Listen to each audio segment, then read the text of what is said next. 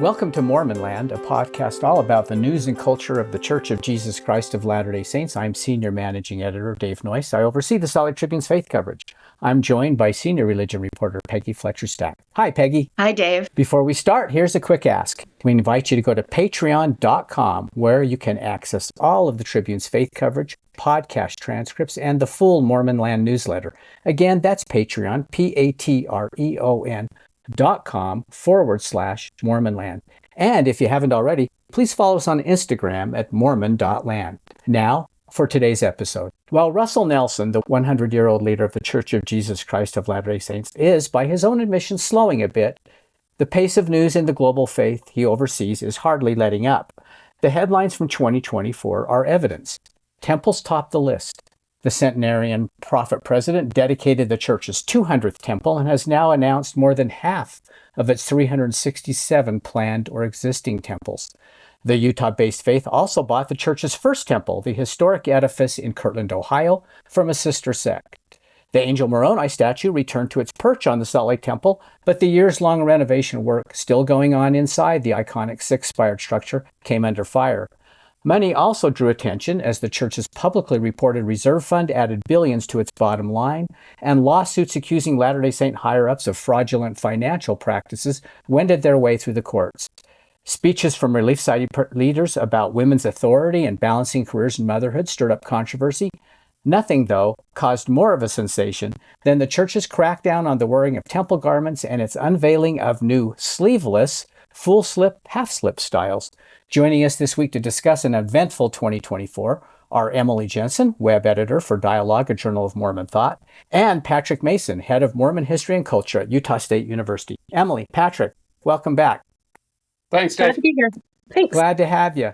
So let's just start, before we drill down on some specifics, just tell us briefly what stood out most of you about 2024 in the church. Emily, you want to start? Sure. I mean, you brought up temples, and I think that is a big theme of this last year.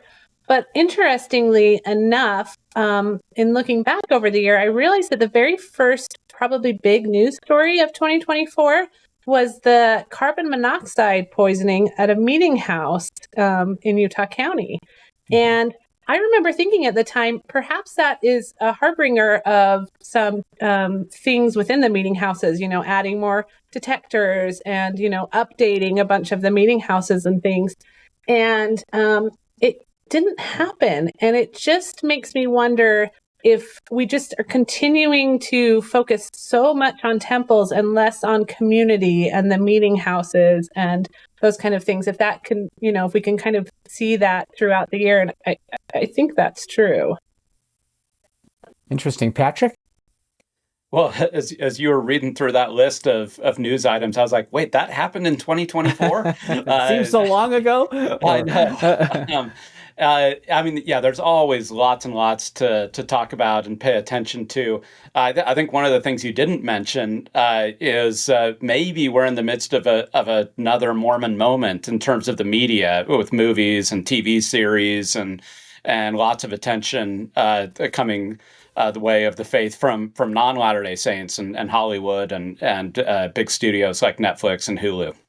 We will be asking about that too. Yeah, okay. All right. So, Emily and Patrick, our 2024 religion story that got by far the most readers was about the introduction of sleeveless temple garments for members in hot climates. And the next biggest audience was about those styles coming to the U.S. in late 2025. Why do you think this topic hit so hard and big? Emily, do you want to start with that? And then Patrick? Sure. Explain that we had to explain this to our editors who had no idea why this was such a big deal. Why do you think it was such a big deal, Emily?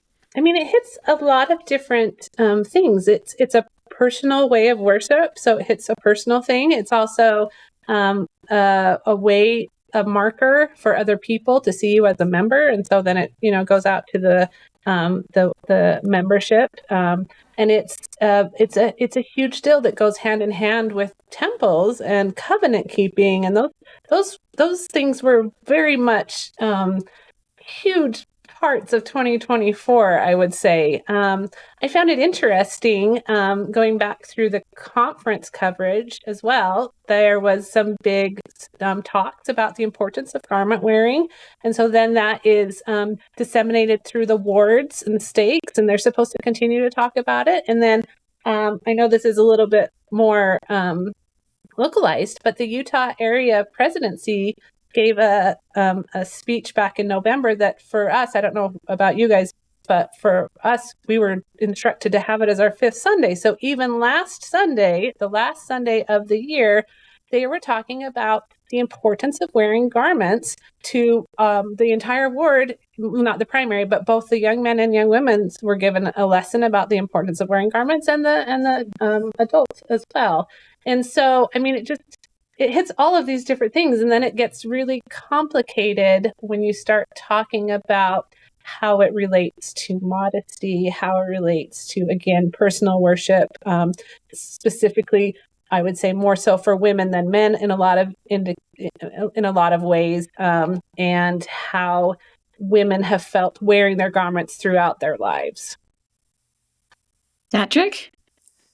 Yeah, well, I try not to make a habit of talking about people's underwear, but since you asked, I mean, I think that's part of why people talk about it. It is such an intimate part of the religion, and I mean that in the literal sense of it. It is the part of the religion that people wear closest to the skin, and that is its garments are designed to be a daily reminder of the promises, the commitments, the full lifestyle that membership in the church is by the church's own telling is supposed to be to have in your life. And so I think it speaks to and Emily mentioned this, to the very much the temple focus of President Nelson and his administration. So I don't think it's disconnected from the building of all these temples. I think what we're seeing is a focus that the temple is, that this is a temple-focused religion. It is a temple-oriented religion. And garments are intricately connected to the temple and those rituals and the promises that are made there. But it's also, I think it raises questions for people that on the one hand, the church wants to project a notion of stability and solidity, and that these covenants that people are making are the same over time. They go all the way back to Abraham and all these kinds of things. But then literally when you change the cut of what people wear on their bodies every day, I mean, there's an obvious marker that, things do change also, even very sacred things. And there have been changes within the temple ceremony itself. So I think this just shows the really dynamic relationship between both change and continuity within the church. I also tried to explain to our editors that it would be like if Orthodox Jewish women no longer had to wear wigs to cover their hair when they were allowed to wear a scarf. I mean, that would be a dramatic international news story, even though it's very specific to a smaller group of people. Okay, second question about garments. And that is, right before the changes were announced, one general authority, and as you point out, several talks at conference, clamped down, the church leaders clamped down on the wearing of garments, criticizing those who didn't wear them as, quote, as prescribed. Do you think this new style will, this full slip, half slip style would lead more members wearing the garments as the leaders want them to? Or is that cat out of the bag? I feel like the cat is probably mostly out of the bag. I feel like there has been in the past, I don't know, internet years to some extent of people trying to regain control of what they see as the church. And then there are discussions and dialogue about what it means to be a church member. And a lot of judgment happens about people who choose to leave the church, and then people who find out things about the church. It gets complicated quickly. And so then you have members who are trying to navigate that and make decisions about their garments in as part of that. Sometimes choosing just to stop wearing garments, sometimes not wearing them as often, sometimes wearing them while not wearing them while exercising. All of these different things, and then you get a contingent of church members and leaders saying you have to do it this way, and it just is this cycle of who has the control. And so I like the idea to some extent of them lessening that control and allowing for more choice of what kind of garments are available, especially when you start to talk about the health of the members who are wearing them in the Global South as well as in other places. But I think if you get into that cycle of judgment between members and leaders or other members and members about why someone does or does not wear the garment, it can get pretty problematic very quickly. Patrick, do you have thoughts about that? Yeah, well, I mean, I think this is what religions do. Religions make accommodations to time and place and culture. Religions have always done this, and we're just coming out of the Christmas season. It's no secret that most of the Christmas traditions that we love actually have some kind of anchoring in pagan cultures, and so this is what religions do and with garments specifically. The garments that we wore even a few months ago are quite different than the garments originally introduced in the 19th century. And in terms of the length and cut and all of those kinds of things. So I see this as just a very tangible sign of what religion always does, is trying to make sense of like, how do we remain relevant? How do we speak to the present time and people's needs and wants and desires, as Emily said, right? I mean, if a religion is totally disconnected from the laity and the way that they're practicing their religion, that's a real problem. And so there always is this kind of give and take, this kind of tug and pull between church authorities, and this is any church and the laity. And I think this is an example of this, of accommodating to the realities of what it's like to live, to wear some of this underclothing in certain climates. Well, I'm going to shift gears quite dramatically now. So no more underwear talk. No.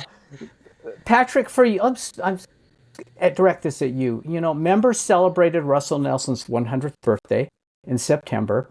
So you've got Russell Nelson at 100. You've got his first counselor in the First Presidency, Dallin Oaks, who's next in line to lead the church at 92. You've got a second counselor, Henry Eyring, at 91. I mean, I'm not predicting anything here, but it seems at some point in the coming years, days, months, whatever, a major shakeup should come, could come among the top hierarchy of the church. With some, of the older members passing. Might members see a big change in the trends and directions that have been established right now?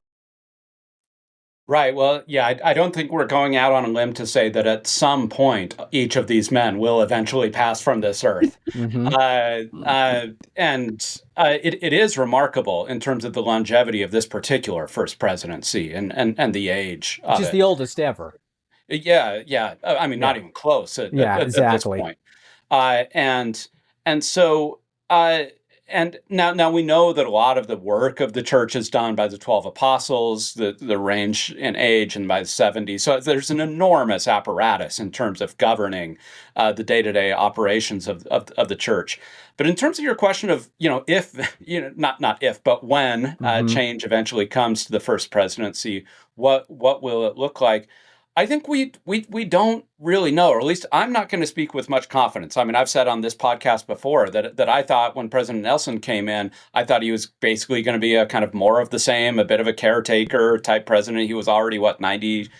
How old was he? 93, 94, whatever. Right. Yeah. So I wasn't expecting a lot of dynamism. I was dead wrong about this. And so we could look at some of the things like the President Oaks cares about and has spoken a lot about over the past few years. And then we could project what that might look like into a presidency. But there are just so many examples throughout church history, just over the past several decades, of where what people thought they knew about a person coming into the presidency, and then the way that that person acted in the presidency were actually fairly different. So I'm tapping the brakes on the prediction game, just myself. Oh, shoot, that's the funnest part. Yeah, I Okay, know. so I'm going to ask this to both of you, though. Is the church's gerontocracy a problem? Emily?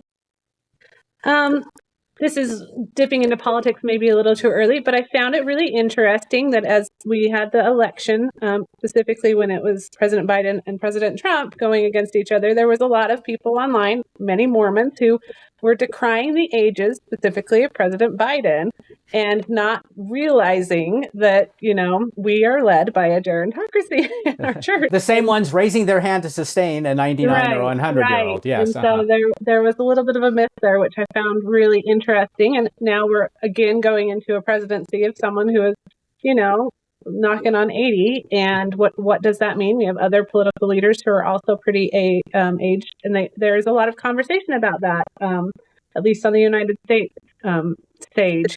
And so I, though, for one, am pretty grateful, at least at this case. The last time we went through a change between church presidents, we had a church president who was pretty mentally incapacitated, and that was hard. And I don't think we have that. I mean, I know we don't have that right now. We have President Nelson has talked about his physical, the lack of some of his physical capabilities, but I think pretty closely he's pretty mentally there and being able to lead the church in ways that is remarkable for a 100-year-old man.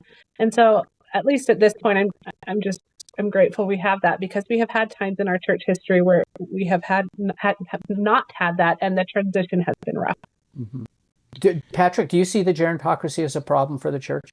Well, I think it's potentially a problem. It's certainly a challenge, because with current medical science, we can do a lot to keep physical bodies, kind of alive and ticking. We have a lot more tools at our disposal there than we do in terms of if there is cognitive decline. Mm-hmm. And Emily just mentioned this, and we've seen this in at least a couple of church presidents in recent decades. And so that it does become a problem for the church if the president of the church is not cognitively, fully functioning for a long period of time. Now, again, the church keeps going on a day-to-day basis. Even the leadership, they keep making decisions. They keep running the church. It doesn't paralyze the institution, but it does sap some of the dynamism out of the church. And I think that was what people appreciated. The way that the membership of the church resonated with President Nelson's dynamism coming in, again, it had nothing to do with age. It had to do with just the energy that he brought to that office. What it revealed to me is that members of the church want a strong president of the church. Not just a top 15, not just a first presidency, not just, a first counselor sort of running things in the president's stead, but there's something special about that office of the president of the church. And when that office is filled by somebody who isn't able to fully, be up to the rigors of the job, that is a challenge for the church, just from a kind of vibe sense, if nothing else. So, Emily, we reported in September on what some preservationists and historians are calling the gutting of the Salt Lake Temple. What have you heard from members about the renovation work, and how do you think members and non-members might greet the makeover once they see it? We're ending out of the holiday right now, and I have heard a lot of people being sad about the lack of lights on Temple Square, and the fact that we haven't had those for a lot of years, and that's a really big part of people's holiday celebrations, and so that is one side project of it. It's taking longer than they thought. I think they're putting more money into it than they expected. It's just so slow going. In the times that I've been down in Salt Lake, and also heard from other people, there are some things that have moved forward. You could walk around parts of the Temple Square that you couldn't before. It feels like there's still things that are opening, but It's odd. It's odd to see a picture of the Salt Lake Temple with, porta potties on it, on the top of it. And you feel that there's something wrong with that, even though it's good that they're doing it. But this happened before, but the loss of everything historically within the Salt Lake Temple is, literally gutting for many, many people. And I don't think we're going to quite understand how sad that is until it's open and we go in and see how much we lost. And so there's part of me that is just sad about it all around. I think a useful comparison is Notre Dame, which just reopened after literally being gutted by fire, right? And there was a chance that we would have lost that building entirely, but just, the firefighters who heroically saved it, and then just an enormous investment by the French government and the Catholic Church to restore it. And just seeing the pictures and videos of the restoration inside, like, what an inspiring place. This is in a country that's basically, I don't know how many actual church attending Christians there are left in France, but they rallied to save this as a symbol of who they are as a people. And so contrast that, I know buildings, it's always so tough. These sacred spaces that are both meant to be symbolic and inspiring and functional. And if you lean too far on the functional side, you lose, I think, a little something of the inspiring. So I live near the Logan Temple, which is, a historic pioneer temple. Everybody loves the outside of the Logan Temple. Nobody loves the inside of the Logan Temple because it was remodeled in, the 60s or 70s or something like that. It looks like the inside of a 70s, office building or something like that. Now, eventually, it's going to be redone and renovated and hopefully restored back to something more historic. But I do think, sacred space matters. And the space that we occupy matters. So I have no idea what the inside of the Salt Lake Temple is actually going to look like when it's finally done. I have no doubt that the craftsmanship will be very high. It'll be beautiful in a certain kind of way. But will it be inspiring in the way that Notre Dame is? Will it be inspiring in the way that, some of that historic architecture was? It would be a real loss if it's not. Patrick and Emily, you mentioned the Logan Temple, you mentioned Salt Lake Temple. A interesting comparison is what happened with the Manti Temple in the past year. When it was reopened, it was beautifully preserved, winning high praise for the efforts that went there, including enhancing, frankly, and saving the famous murals. After member pushback, those murals were saved and even enhanced, and the temple largely restored to its pioneer glory, with some modern updates and things like that were needed mechanically and stuff. What lesson might there be for both of you, for members and leaders alike, that when the rank and file speak up, that change happens? We saw that happen in different ways this year, and maybe we'll talk about some of the things that happened that were announced, or with regarding women and other things where there was a groundswell of reaction, and some people felt like they were heard, other people felt like there was no mechanisms to be heard. And so I think that's kind of a tension that we still have in the church of just, what things can we as members do to help change happen in ways that would be more healthy for the church. But, in terms of the Manti Temple, there was just so much gratitude, and it felt like a compromise was reached with them having the Ephraim Temple there. So they were able to do that kind of a thing. And that could have really easily happened with the temple in Salt Lake as well, because we have a lot of temples there that are, we've had them dedicated this year. 200th temple was in the Salt Lake Valley. And so, well, no, I guess Tooele. Yeah, the Deseret Peak. Close enough. So, yeah. It's just, there's times where I feel like we as members do help with change, and there's times when there's nothing to be done and the leadership speaks. Patrick, what do you think on that? Yeah, I think it's an ongoing tension. So the Manti Temple, whose temple is it? On the face of it, it says House of the Lord. Okay, so it's God's house, God's temple. Believers believe, but here on earth, who does it belong to? Is it the people of Manti? Or is it the First Presidency of the Church in Salt Lake? And there's always this kind of tug and pull. Now, Salt Lake, I think, does create a separate set of tensions, and even President Nelson has talked about this. It is the temple that everybody goes to if they're visiting Salt Lake, right? So yes, you can go to the Bountiful Temple, you can go to the Jordan River Temple, you can go to there's lots of temples within a half hour of there. But if you're an international person coming in to visit the Church for General Conference, you want to go to the Salt Lake Temple. And my understanding is that President Nelson and maybe others, certainly others around him, made the determination that it needs to be highly functional to accommodate all of those people coming in. Again, I'm a both and guy. It would be nice if we could have found a both and solution. We'll see again what it looks like finally. But I will say that I think it was maybe a little easier to find that kind of both and solution in Manti than maybe it was in Salt Lake. Okay, Emily, now let's talk about the Kirtland Temple. What did it say about the relationship between the LDS Church and the Community of Christ when the former bought the Kirtland Temple? And why do you think it was such big news?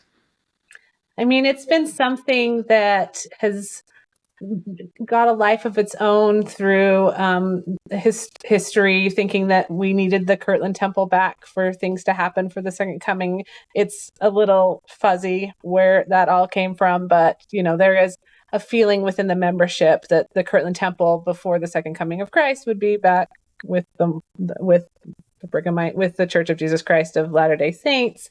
I don't put as much stock into that.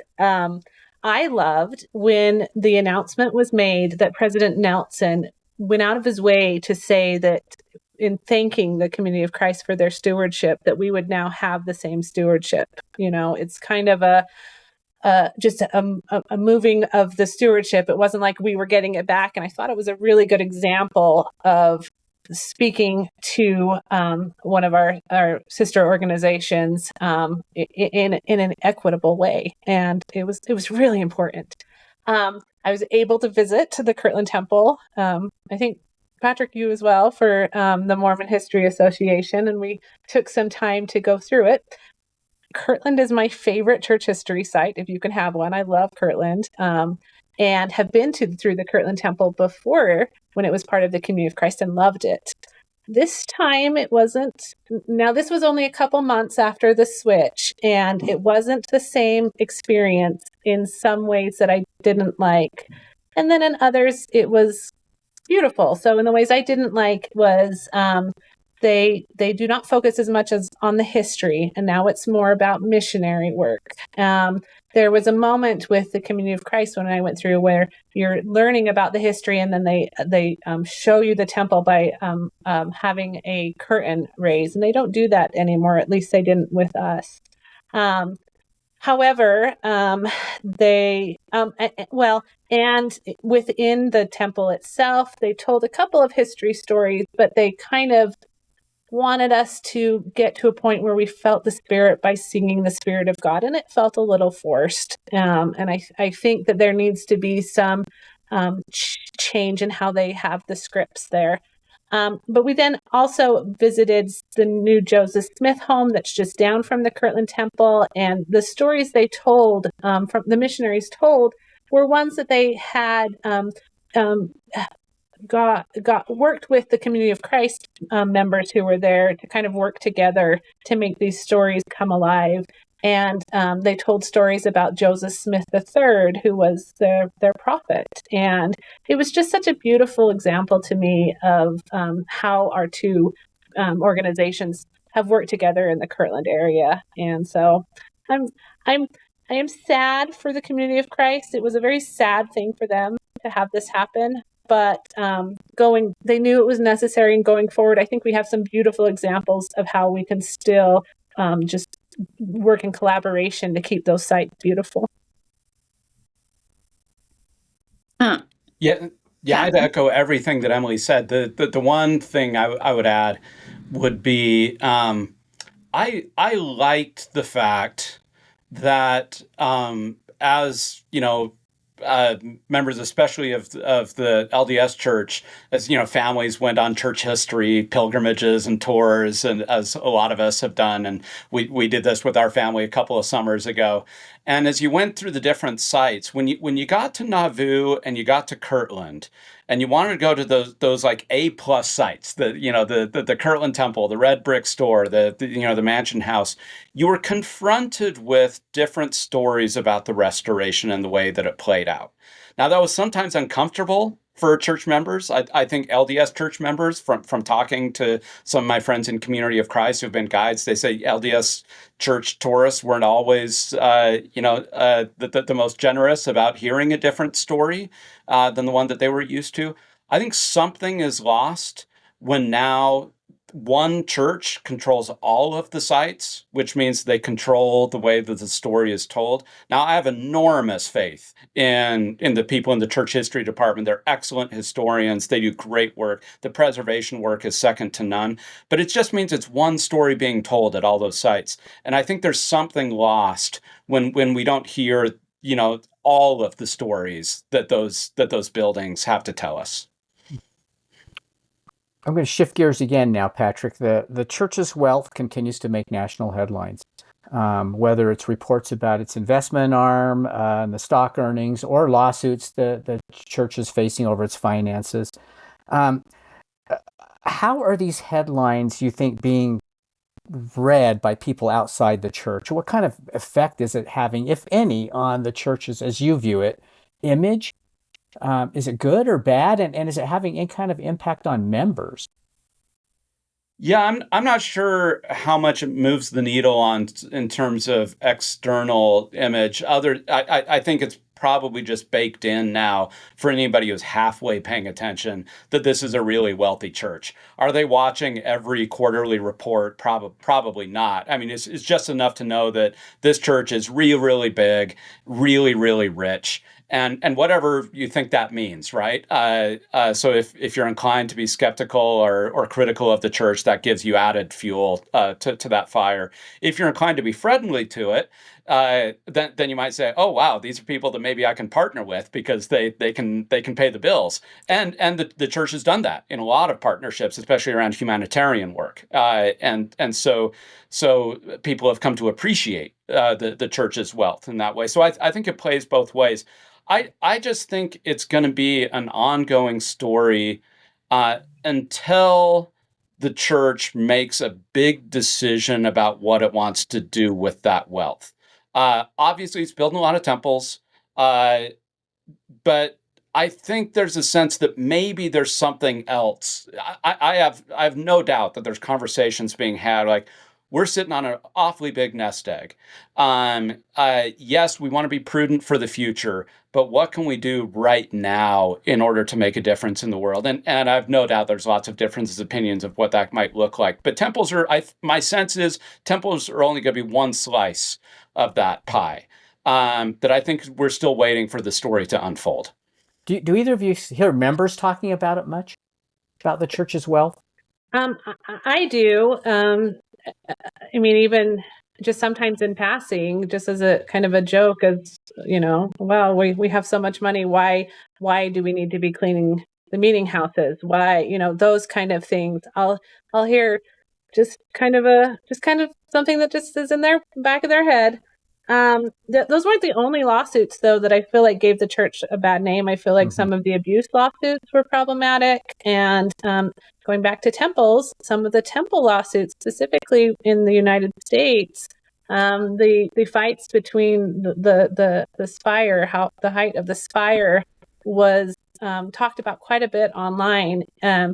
And so much so that from everything that I read, when they did the Cody, Wyoming dedication, they did it in secret and then said it later, just because there had been so much bad press, specifically within that community, that then, becomes a bigger news story as people are trying to, have the church compromise on some of their things with their temples. And, as a member, I want my church to have strong stances and statements about things. but I also want it to compromise. And I feel like in some of these examples in this year, in 2024, there has been more strong statements and lawyering when it comes to finances, abuse, and some of these temple local things over the compromise. Yeah, I'm actually glad you raised that, Emily, because we wrote a number of stories about that, and that does seem to be dividing, I guess, in these towns at a time when you maybe don't really want those to be dividing, of course. And it does seem interesting that steeples have somehow become a big issue when there are temples that don't have steeples, of course. Patrick, what are your thoughts on that? Yeah, well, to quote the great Kenny Rogers, you got to know when to hold them, know when to fold them, right? And it or seems when to that lower them. I don't know. Yeah. well, exactly. I mean, Yeah. from my personal perspective, is the height of a steeple worth all of that bad will that is generated? Now, I know that there's always the question of, is it a slippery slope? Are you creating a precedent now that every community is going to say you can't ever have a tall steeple on a church or on a temple? And then it gets into big culture war issues around religious freedom and things like that. So I understand the bigger context, but that temple is going to be there a very long time. And those feelings are going to be there a very long time as well. And if a temple is a statement of saying we're invested in this community as a church community, that we're here to stay, wouldn't you want that to be accompanied with an outpouring of goodwill? And so again, it's complex, I get it, but on that one in particular, I didn't quite understand the digging in the heels. Okay, so let's go back to women. Emily, there was a talk by J. Annette Dennis, counselor in the Religious Society presidency, where she said, quote, "There is no other religious organization in the world that I know of that so broadly given power and authority to women."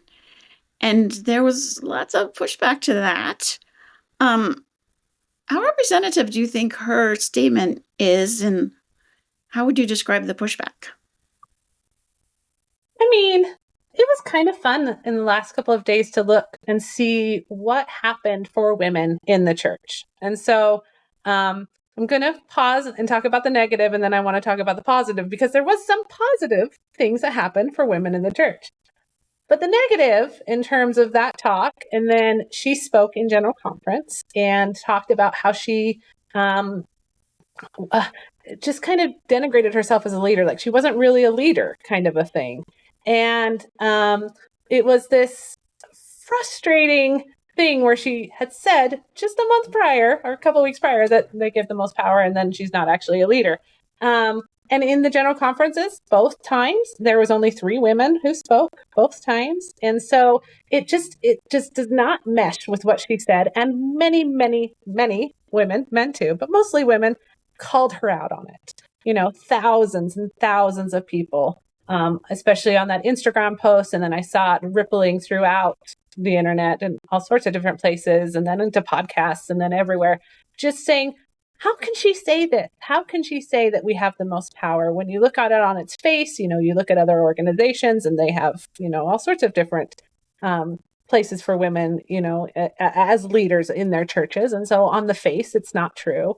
And then even if you take it within the church and the church theology, again, it does not seem that women have authority in our church. They have power in many different ways, but they don't have authority. And authority equals power in our church, especially in a patriarchy. And we are making so many small steps towards giving women more authority. But again, it's a patriarchy, and I don't know how we're going to square that in the future, because obviously women are frustrated about it. Patrick, do you have thoughts about that? Well, as a man, I'm not sure that I should be the final word on this particular topic. It does resonate. I mean, just to underscore what Emily said, I mean, this is an ongoing conversation, right? This has a long history that preceded 2024. There will be more stories about this in 2025. It is we're seeing changes. We're seeing the way that this develops. You all had Nylan McBain on the podcast a couple months ago to talk about her thoughts on this and the way that she's observed this over the past decade. And so I think each one of these particular points, whether it be, Sister Dennis giving this talk, whether it be changes in the temple ceremony, various kinds of things, these are all sort of data points that I think have to be charted out along a much broader and longer spectrum. But it's easy for me to say that, right? But while also recognizing that actually for each one of these individual stories, they can be real pain points for actual people, right? Women sitting on the stand, a social media post, a general conference talk, the lack of women's representation, right? Any one of these things you can say, oh, it's part of a bigger story. But that also might be the thing that just pierces somebody and especially a woman or maybe a man and says, like, what does this mean for the relationship of men and women in this church and women's spiritual authority in this church? Latter-day Saint women also made headlines on social media spaces, and Patrick, you alluded to this, of course, from the Ballerina Farms' Hannah Neeleman to the Secret Lives of Mormon Wives. National media, everyone's noticing this. How are these like influencers and these programs or shows impacting perceptions of LDS women outside the church, but within the church? Emily, you want to start with that? I mean, I find it so fascinating that it's an influencer, because I feel like influence is the word that we use for women in the church constantly. And that is where women show their power, is through influence. And so this, extends to the influencers of social media, of, doing things in a right way, if you're talking about, a traditional setup, or doing, showcasing homemaking skills, or child rearing skills, all sorts of different things. But then you have some examples of women doing things not by the book.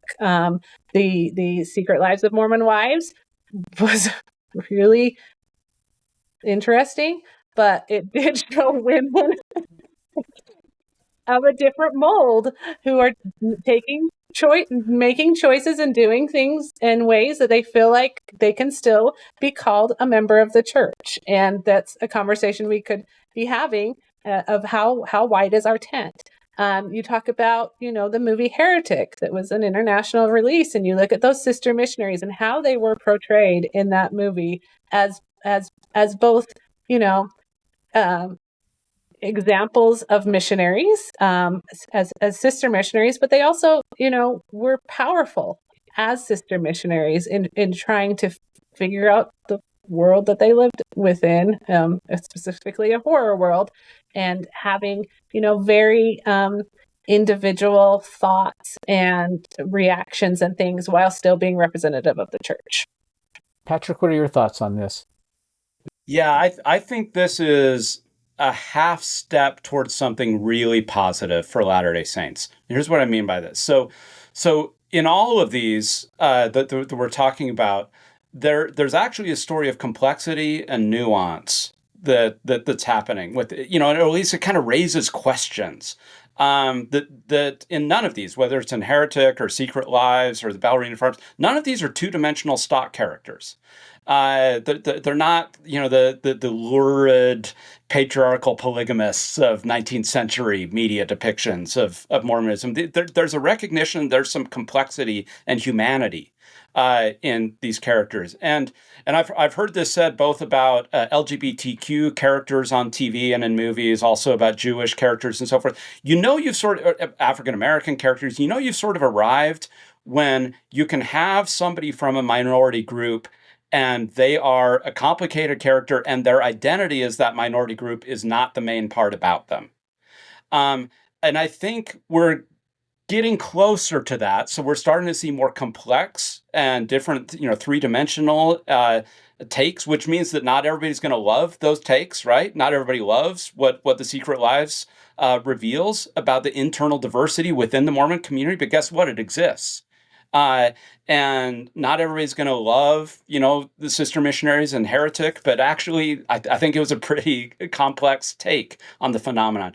So I think the next step for Hollywood and these studios is, at what point can you cast a Mormon in a role where they're just a Mormon, but that's kind of the least interesting part of what they are. We saw that a little bit about the girlfriend in Stranger Things. I mean, there are some examples of this, but I actually think maybe we are in a little bit of a new Mormon moment media-wise. But I see this as I'm choosing to take a glass half full perspective on where this might be heading. Okay, last question. What do you think the hot Latter-day Saints stories of 2025 might be? So one of the things that I think is important going into next year actually happened this year, and it was the trans policy of internal exclusion, where you had trans members of the church were told that they could not be go to certain bathrooms nor work with children. And I just feel like these LGBT policies that are happening within the church are affecting so many families that I feel like that there's going to be more and more reactive things from these families as they try to navigate being members of the church when the church is saying, giving these exclusionary things to their internal members. And so I feel like that's going to be a big story. Also, I think immigration. I think it's really interesting that what was it? 2018, the church came out with a statement when it was President Trump had the Muslim ban, as well as just a lot of anti-immigration rhetoric happening. The church came out with a statement saying to the effect that, we work with the countries, we work with our immigrants who are here, and we need to keep them safe. I don't have the exact words, but it's a beautiful statement. And so now we have President Trump coming in again, talking about immigration. And at least in my area, we have a Spanish ward who goes to our ward house. And I have been talking to leaders who are wondering what they do if this anti-immigration becomes a big problem. How do we help our members feel safe? How do we help them feel loved within the church? Will the church say something?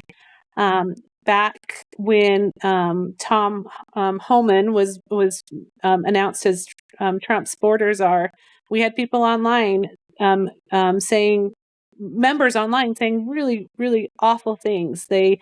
One of the things they did is they had the families can be together forever. Tom Homan said families can be deported together, and they put that on our hymn. And it just was evil to me.